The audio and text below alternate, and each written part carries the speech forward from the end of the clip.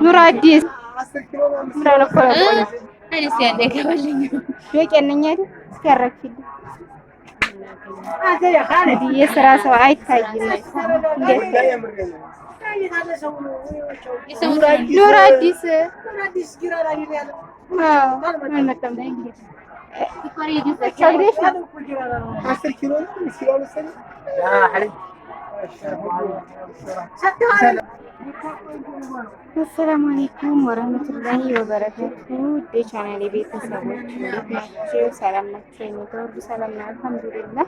እናንተ እንዴት ናችሁ? እስኪ ዛሬ ደግሞ ደስ የሚል የሆነ ላርጎ አይቼ ነው። በጣም ቆንጆ ነው ማለት ገና ዛሬ እያየሁት አይደለም። እርግጥ ግን እስከ ዛሬ ጠፍቶ ነበር ይሄ እና ማሻአላህ ተበረከለ ባይሆን ጠፍቷል ስላችሁ በሐሙ ሳይሆን እዚህ ከኔ ጎን ካለው ለማለት ፈልጌ ነው እንጂ አለ ሌላ ቦታ ማሻአላህ ቆንጆ የሆነ ብራይት ላርጎ ነው። በጣም ቆንጆ ነው። ይሄንን የሞከረው ሰው ሁሉ ይደሰትበታል። ማሻአላህ በጣም ቆንጆ ነው።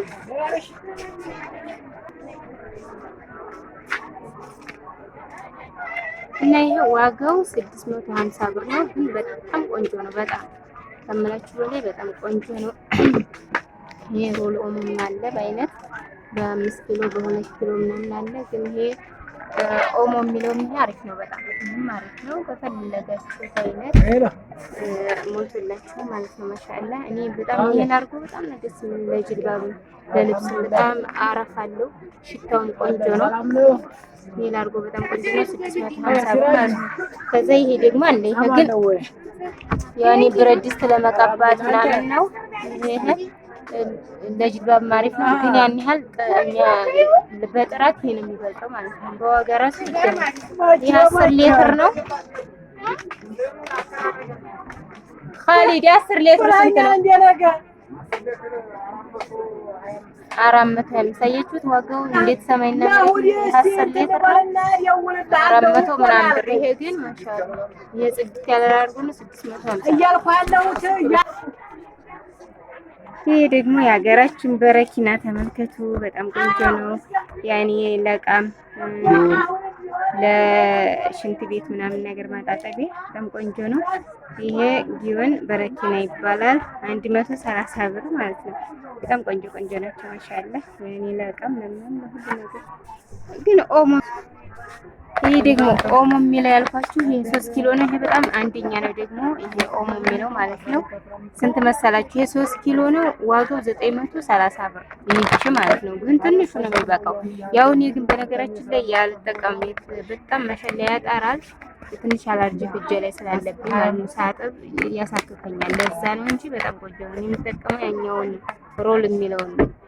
እና ማሻአላህ ተባረከለ። ይሄ 930 ብር ነው። ይቺ ደግሞ 1 ኪሎ ናት።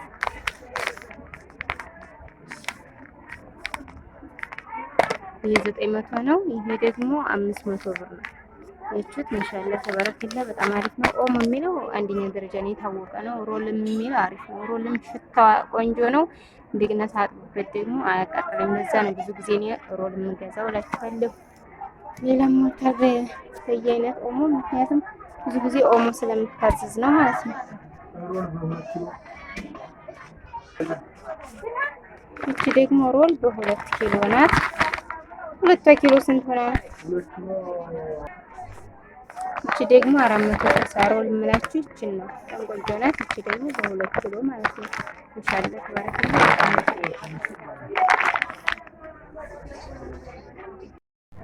አሰላሙ አለይኩም ወራህመቱላሂ ወበረካቱ። ቻናሌ ቤተሰቦች እንዴት ናችሁ? ሰላም ናችሁ? አይ እኔ ጋር ሁሉ ሰላም ነው አልሐምዱሊላህ። እናንተ እንዴት ናችሁልኝ?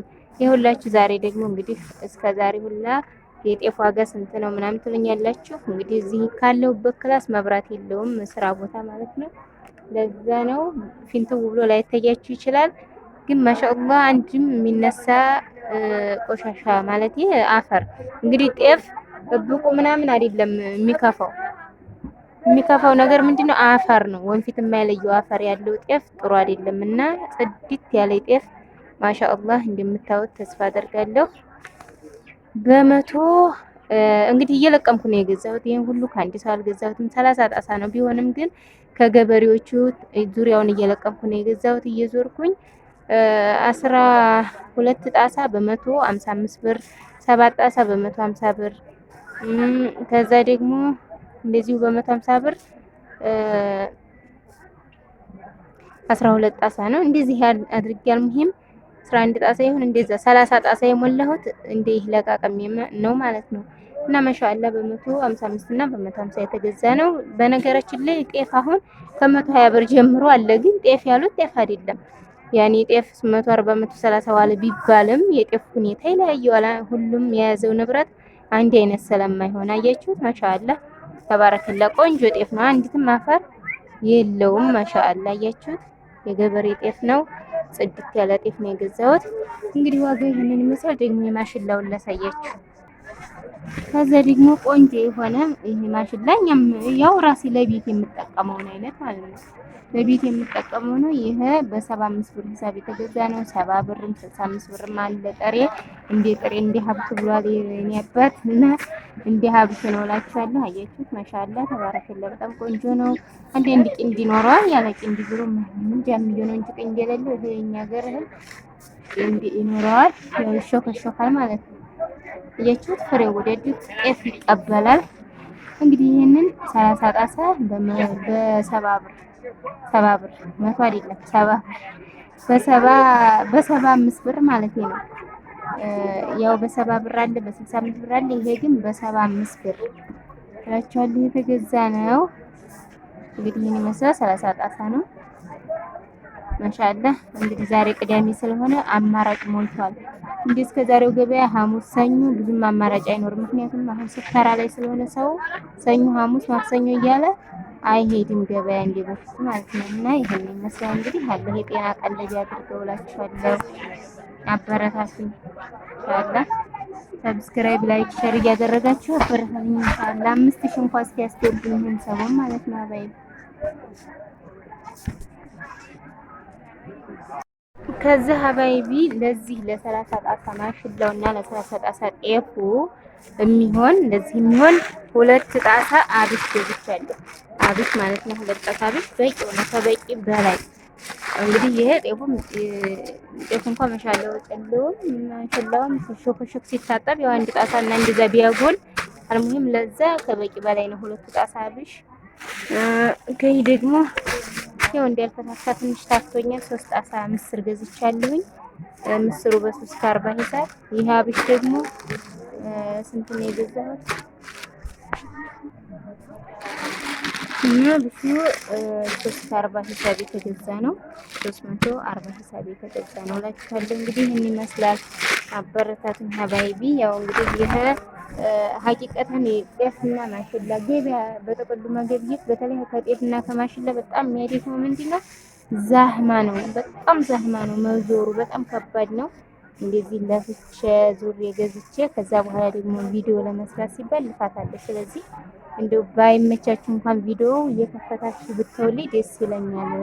ምክንያቱም አንደኛ ካርድ ሞልቼ፣ ሁለተኛ ነገር ጊዜም ሰጥቼ ምናምን እንደዚህ ስታበረታቱኝ ያን ለመስራት ብርታት ይሆነኛል እላችኋለሁ። ይሄንን ይመስላል። አብሽሩልኝ።